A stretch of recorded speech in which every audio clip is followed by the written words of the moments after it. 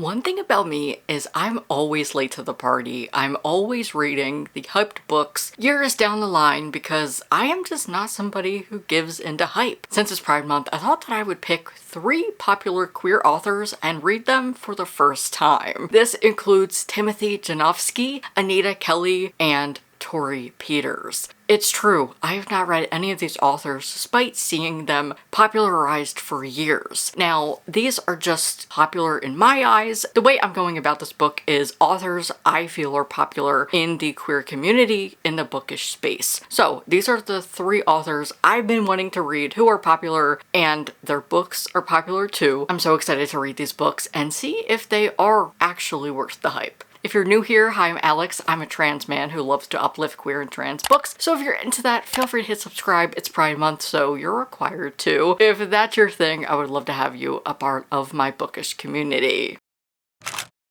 We have an oaked 2018 Chardonnay from Santa Barbara County for $35 a bottle or $9 a glass. May I suggest that instead?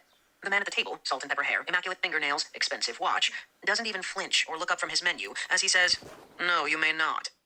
Hello, it's Monday, and this morning I started You Had Me at Happy Hour by Timothy Janofsky. I'm 11% in, and I usually don't update this early, but I want to at least introduce the book because it's really interesting so far. This is a romance between a mixologist and a sommelier. I don't know if I'm saying that correctly. We have 2 people working at a winery. Julian, who is the nephew of the owner and has been raised by his uncle. I know the book is going to dive more into this, but so far Julian has mentioned how he has dealt with alcohol and he specifically doesn't drink craft beer and like hard liquor. So I just want to give a trigger warning for that. Totally just skip this book if that's not for you, because I will be talking about that, and I know it can be a sensitive subject. As always, there's chapters down below for you to skip forward or backward, so please take that into consideration if you just don't want to deal with that today. I totally understand. You can just skip to the next book. Julian also has OCD. Then we have Greg, who is a TikTok influencer mixologist. And that is so interesting to me because I know that's a thing, especially here in Pennsylvania. And the book is set in Pennsylvania. He grew to fame as a mixologist for his looks and because he is a good mixologist. He's good at what he does. So he got recruited and he's about to start his first day at Martin's place. He also has anxiety, which I love always seeing male representation of anxiety because I never see it and it makes me very happy. So he just had an anxiety attack and I feel like that's going to happen more throughout the book. Like, I'm interested to see how he deals with his anxiety and how it's triggered. As somebody who's also an anxious boy, I like to see anxiety represented in guys because it happens and we are usually not represented in that category. Especially if you're like an attractive guy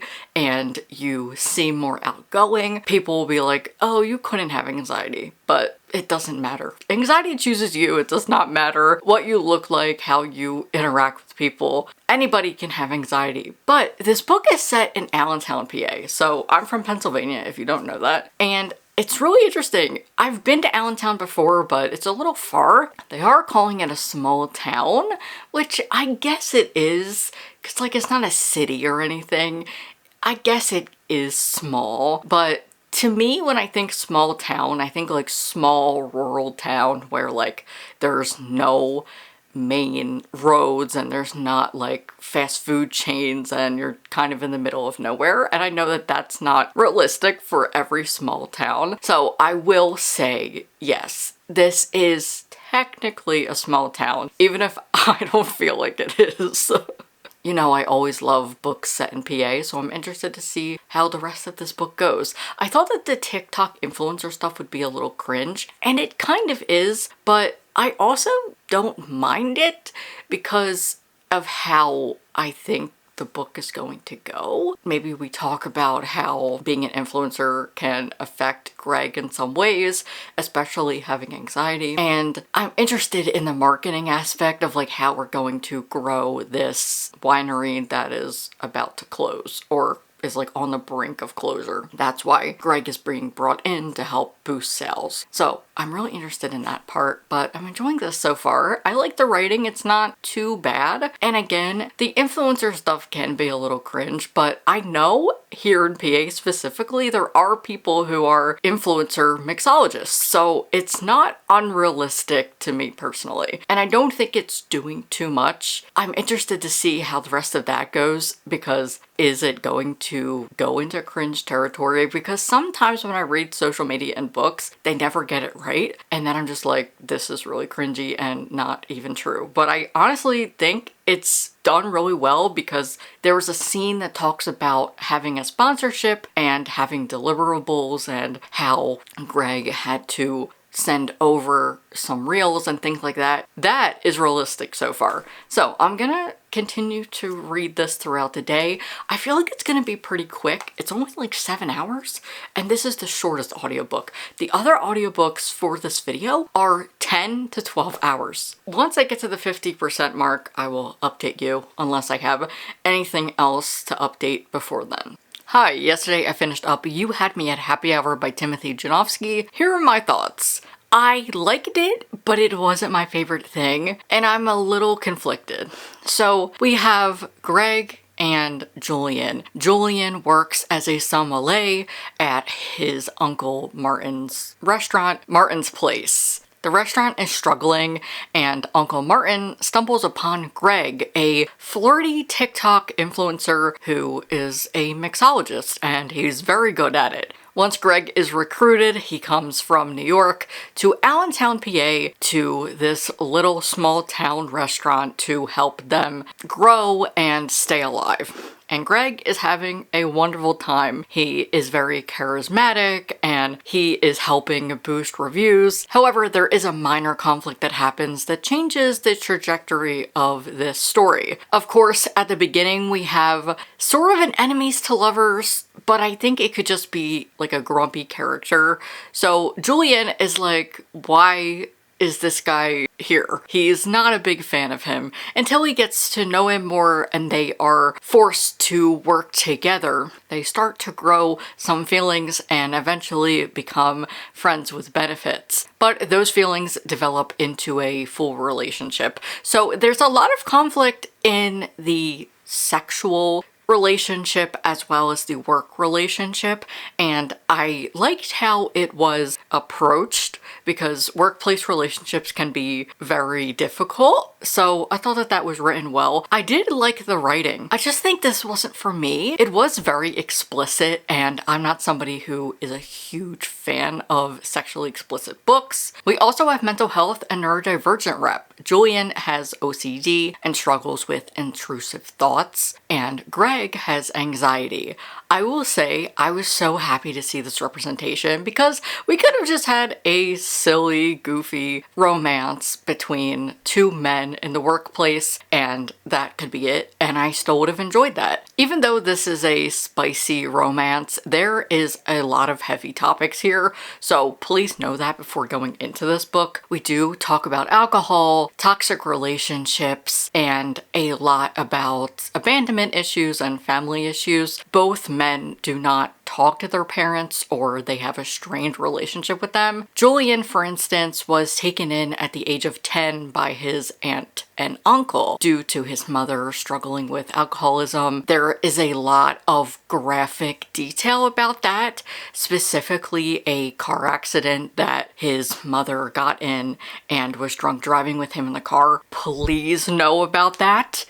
I literally will say this until it has finally happened, but I don't care what book it is. We need trigger warnings, because I am a reviewer, but I'm also the reader, and Storygraph is vague enough that it doesn't really give me that detail, and I don't want somebody going into a book that looks like it is a light-hearted romance and not knowing that it has a lot of heavy topics. But I did like that the author took the time to create two characters who work in the alcohol industry or with alcohol, and they are sober or they just don't drink. That was really refreshing, because a lot of books I read, YA and adult, talk so much about alcohol, and as somebody who doesn't drink that much, like, I am such an occasional drinker. I am not somebody that is going to drink every weekend, and I wasn't like that when I was in my 20s either. So it is so refreshing to finally read about people who are sober, especially in the queer community. There are a lot of sober people,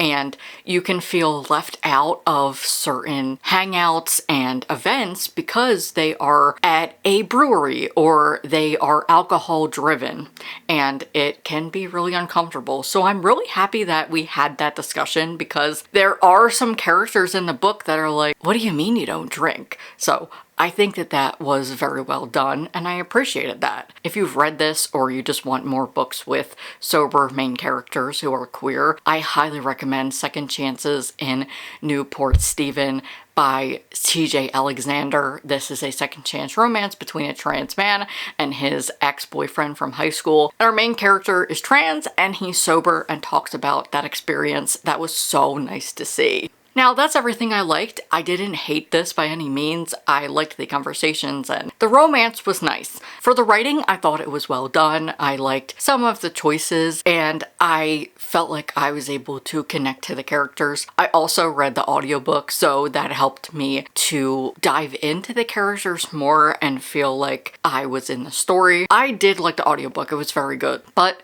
there were some choices of the writing that felt like I was reading a YA. Since Greg is a famous TikTok mixologist, we are talking about TikTok, and I said this already. It's totally fine. Adults use TikTok. I use TikTok, and I do know that it's a thing. I thought he did a great job of getting it right, because I read social media a lot in books, and as somebody who has been doing social media for over 11 years, I understand how everything works. And so he got the brand deal stuff right. He got the posting right, and like replying to comments, and it felt very realistic. So kudos to Timothy Janofsky on that, because there's not many authors that can get it right. But he went a little too far for me. I can't remember the exact line, but there were some moments where he added TikTok elements as like metaphors and similes, and I really didn't like that because it just felt cringe. Now, it's fine because it's just a silly TikTok book, but I feel like most adults that maybe don't interact with TikTok might be put off by that and be like, oh, okay. I know that this author is very mixed in the queer community, especially because he does just focus on white cis men. And yes, I believe everybody deserves to see themselves represented, and it is important to also uplift gay men writing gay men. But there isn't a lot of diversity here, and I'll just let you know that. Like, we do have some queer people in the background, but I wouldn't say that I felt like this was a diverse queer cast. So that's just something to note. I don't know if I would pick this author up again. I would like to try his YA. I think that would be the next time I would pick him up. But right now, I don't see myself needing to read more of him. Like, I'm glad I experienced it. I thought that this was a fine book. I thought it was really interesting that it was set in PA, because I've actually been to Allentown a couple times, and I thought that he did a good job writing about the town, and it didn't feel like I had any critiques with that, but there were some instances that just didn't work for me. But let me know if you've read this book or any of Timothy Janofsky's books. I would love to know if you think I should try something else or what your feelings were on him. Of course, let's just be civil in the comments. I would love that. If there's any like bad comments, of course, I'm always going to delete them. Let's just have a civil conversation. And now on to the next book. Today, I'm going to be starting Love and Other Disasters by Anita Kelly. I'm so excited to read a baking book, so let's read together what it's about because I genuinely don't know. This is actually longer than I expected. The audiobook is 10 hours and 38 minutes. The first openly non-binary contestant on America's favorite cooking show falls for their clumsy competitor in this delicious romantic comedy debut that is both fantastically fun and crack your heart wide open vulnerable. Recently divorced and on the verge of bankruptcy, Dahlia Woodson is ready to reinvent herself on the popular reality competition show Chef's Special. Too bad the first memorable move she makes is falling flat on her face, sending fish tacos flying. Not quite the fresh start she was hoping for. Still, she's focused on winning until she meets someone she might want a future with more than she needs the prize money. After announcing their pronouns on national television, London Parker has enough on their mind without worrying about the klutzy competitor stationed in front of them. They're there to prove the trolls, including a fellow contestant and their dad, wrong. And falling in love was never part of the plan. As London and Dahlia get closer, reality starts to fall away. Goodbye guilt about divorce, anxiety about uncertain futures, and stress from transphobia. Hello, hilarious shenanigans on set, wedding crashing, and spontaneous dips into the Pacific. But as the finale draws near, Dahlia and London's steamy relationship starts to feel the heat both in and outside the kitchen. And they must figure out if they have the right ingredients for a happily ever after. Wow. This sounds right up my alley, but I'm a little nervous because I have read a similar book like this. It didn't have a non-binary character, but I tried to read Love at 360 and I wasn't a huge fan of it, but that was mainly because I didn't like how long the romance took. So I'm hoping that we have a good slow burn here, but it doesn't feel like we're not getting to the point. This sounds so much fun and right up my alley. I didn't know it was about a cooking show, so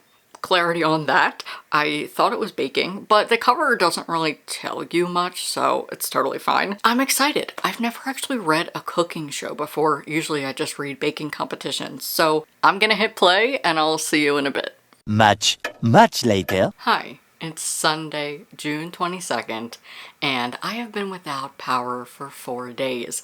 A tornado touched down here in my area, and I've been without power since Thursday night. But I've gotten some reading done. The only downside is that I can't listen to my audiobooks, which is what I was going to do for this video. I had plans to just knock out the audiobooks this weekend, and that did not happen, of course, but I am so thankful for the library. I went to the library yesterday, charged all of my stuff, was able to get some Wi-Fi and do some things I need to do for my freelance job, and I was able to just charge my computer, and while I was there, I was able to pick up the books for this video, so that is really promising. I just started Love and Other Disasters, and I also picked up Detransition, baby. So never fear, the library is always there. However, it's not open on Sunday, and that is throwing a wrench in my plans today because there's like nowhere to charge our stuff. So that is one downside to all of this, but just hoping for the best. I feel like the power might come on today. That's what they're telling us, and that would be amazing. I miss my audiobook so much, and I know that that is not the most important thing here. It is having air and being able to shower and things like that. I'm so thankful for my library that I was able to go there, get some things charged, and of course get my books. So I'm gonna read more of Love and Other Disasters today. I don't know when I will update you, but hopefully the next update I will have some power. However, it is about to rain and my reading light died, so I'll see what I can do.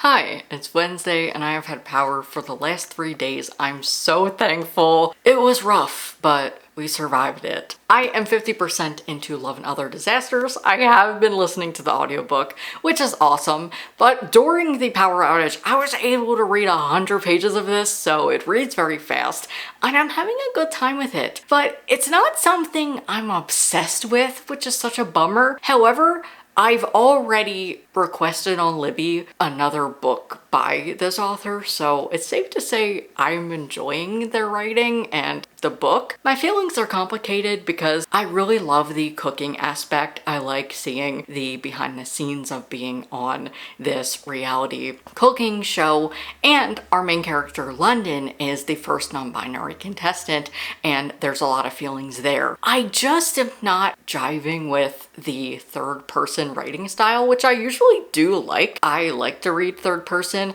but it just doesn't work for me here. It's getting a little confusing, and I just wish I would have had a first person of each character. I will say Dahlia is so fun. I really love her as a character. I just love messy queers, so she is speaking to me. But the relationship here is tense because of the conflict I just read, and I'm sad because I just wish this was more fluffy and lighthearted, because that is what non-binary people deserve to have in a romance. However, the romance aspect is not really getting me. I don't feel the chemistry as much. We just got their first kiss, but London just puts up a wall, and I totally understand that as a trans person. It's very relatable, especially because they talk about dating as a trans person and how coming out was harder for them. And there is an element where their father is unaccepting and they have to deal with the consequences of that. And honestly, it just is not something I'm gonna read during a romance. Personally, I just think if you're going to write that element into a book, I don't want it to be a romance, because you're already dealing with hatred from the internet, and I feel like that's enough for the transphobia. However, it's not being thrown at you, and it's not being used in a way where the author wants to harm trans people, which makes me very happy, because if London is misgendered or there is a bit of transphobia, it's not blatant and it doesn't become the whole story or narrative, which I enjoy. But I just wish London had more joy. Dahlia is having way more joy than London, and that is what is bothering me. So I think if we had a dual perspective in first person from each character, we would be able to get to know them more and have more joy.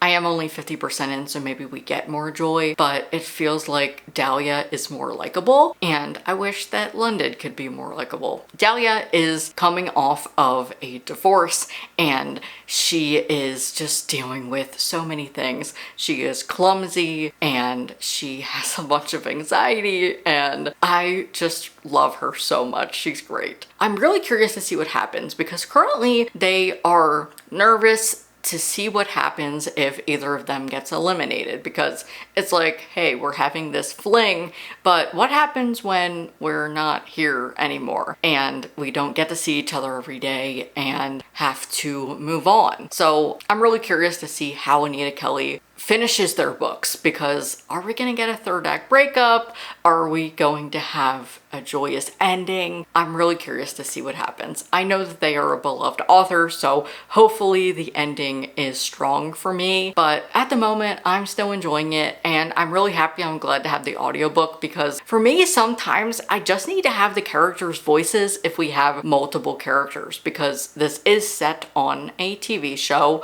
We have contestants and other characters who are different ages. I like hearing their voices because it helps me connect to the characters better. So that's my little update for now. I'm actually on sprints. I'm going to end my thoughts here. I'm going to continue reading this while on sprints, and I will come back once I've finished. The next day. Hi, this morning I finished up Love and Other Disasters. Let's talk about it. I like this. I thought it was really cute, and like I've already said, I will be reading more of Anita Kelly. I'm curious to see how they do other books. I thought the steamy scenes were really well written. Those were maybe my favorite parts. I do wish we had a little bit more of the competition. That's just my own thing, where I would rather know about the competition and things that they're doing rather than their romance and things that they're doing off screen. That's my own personal preference, but it didn't take away from my enjoyment of the story at all. I thought the story was well done.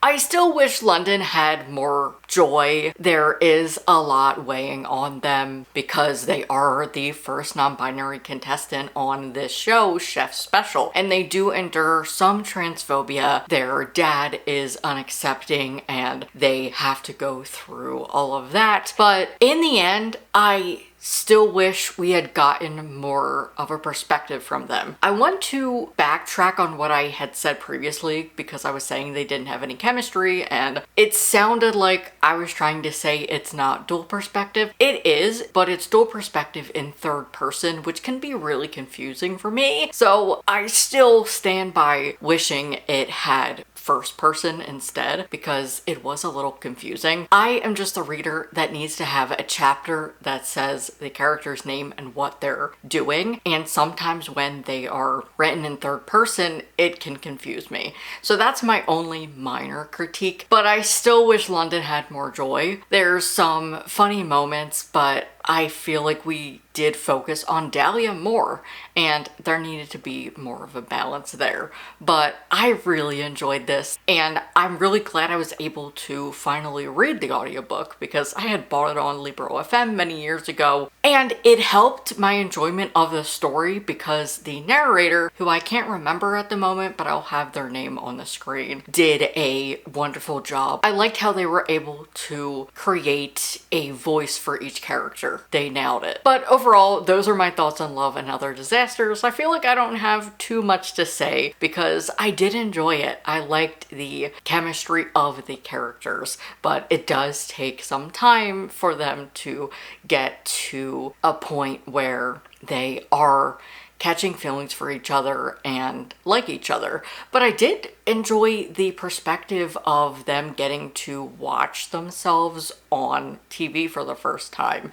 Dahlia has that experience where she watches a couple of the episodes and she realizes how much she really was next to London and was just in her own head. And she also explained how weird of an experience it was to see yourself perceived on TV versus how you look at yourself in the mirror. In my opinion, Anita Kelly killed it with the cooking competition. It felt like Anita Kelly was on the show at some point, or maybe they have a background in TV or something like that, because there was no moment where I felt like anything was too unrealistic. However, they did have their phones, and there are some times that they do break the NDA. I love to watch baking and food competition shows, so this had me thinking about the real life consequences and what a real life contestant might go through if they have the same experiences as Dahlia or London. But overall, I enjoyed this, and like I said, I will be reading more of Anita Kelly. I'm so glad I finally read this because it has so much hype and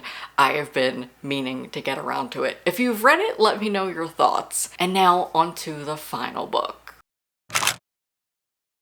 And my last book is Detransition Baby by Tori Peters. This came out in 2020 and I've been hearing about it ever since. It has won awards and is very beloved in the queer bookish space, so I'm very excited to finally get around to this. I also have the audiobook on Libro.fm. That's kind of how I structured this video, is what books do I have that I need to read that are popular and I can fit into a vlog concept. Despite hearing about this book for years, I don't know what it's about, so let's find out together. A whip-smart debut about three women, transgender and cisgender, whose lives collide after an unexpected pregnancy forces them to confront their deepest desires. I knew it was about three women, but I didn't know the actual concept. So I wrote what it's about, and it sounds very messy, but important because, yes, there is a whole discussion around detransitioning, and only like 1% of people do it, and it is something that conservative and transphobic people, TERFs specifically, like to focus on. And so having a trans person write about this is very important because, yes, that is an experience that people happen to have, but usually it is because of resources. Healthcare in America is very hard. Gender affirming care is hard, and not everybody can come out. And that is something that I always talk about because it is a privilege to be out.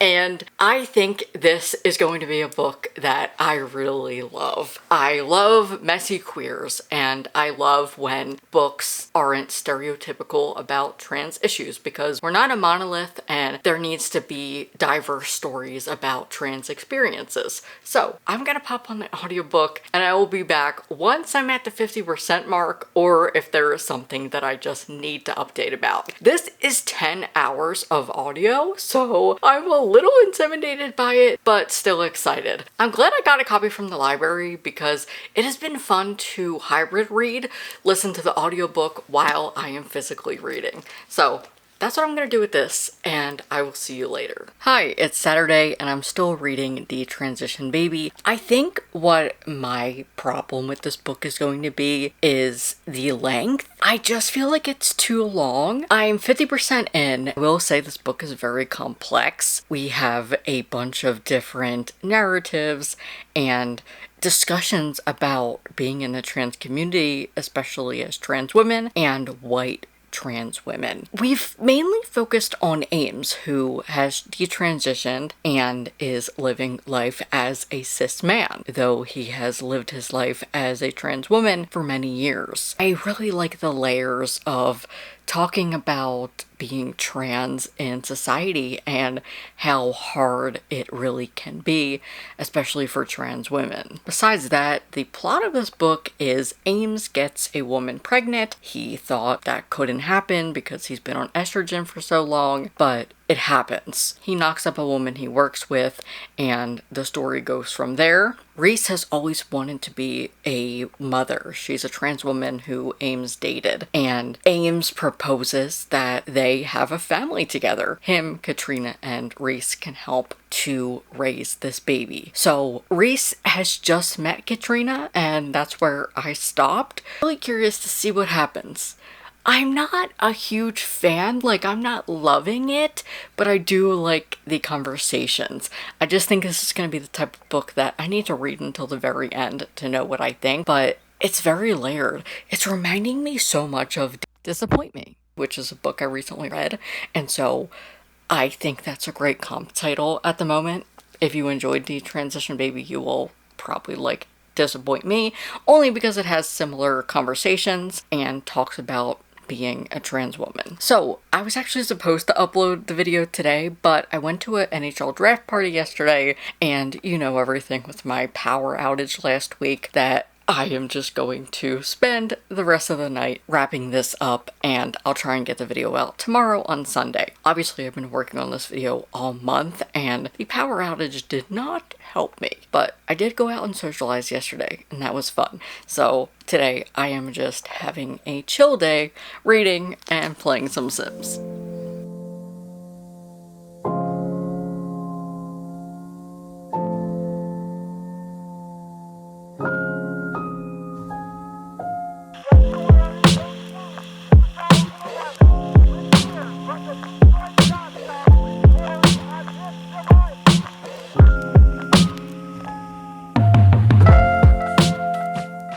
I just finished Detransition Baby by Tori Peters. Let's talk. This is a love letter to the trans femme and trans community as a whole. It's very raw and complex, layered. It talks about so many different things within the trans community, and specifically relationships, dating, sex, motherhood, and grieving the life that you envisioned for yourself. As a kid, you are told a heteronormative idea of how your life is supposed to go. You're going to marry a man, have children, and have a family. But when you discover that you're trans or queer, that looks different. Through our characters Ames, a detransitioned trans woman, and Reese, a trans woman who has always wanted to be a mother, they come together to compromise and be a queer family with a woman, Katrina, who Ames knocked up at work. This is just so complex, messy, and complicated. The characters do not make great choices.